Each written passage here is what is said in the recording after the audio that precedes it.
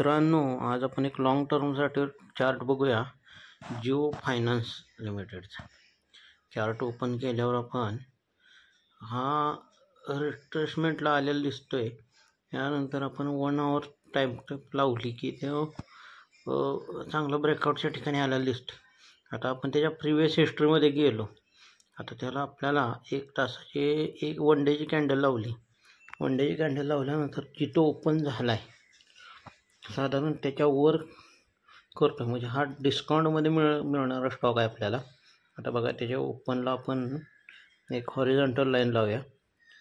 Horizontal line लावल्यानंतर कळते आपल्याला हे साधारण 208च्या दरम्यान तो ओपन झाला आहे. आणि इथं कन्सल्टेशन पहिलं केलं होतं त्यानं. इथं एक लावूया लाईन, साधारण 334च्या ठिकाणी येते.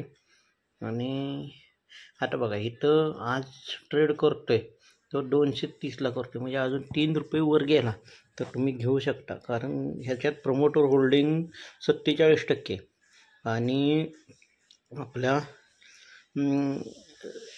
ह्याचा डाटा बघितला SIPचा तर साधारण 5.5% म्युच्युअल फंड आहे त्यात. त्यामुळं हा डिस्काउंटमध्ये मिळणारा स्टॉक आहे. आपण जर लॉंग टर्मच्या हिशोबानं घेतला तर स्वतःच एक हे तयार होईल. मैं याला रिकमेंडेड करतो लॉन्ग टर्म से। सिक्योरिटीज बाजार में निवेश जोखिमों के अधीन है। निवेश करने से पहले सभी संबंधित दस्तावेजों को ध्यानपूर्वक पढ़ें।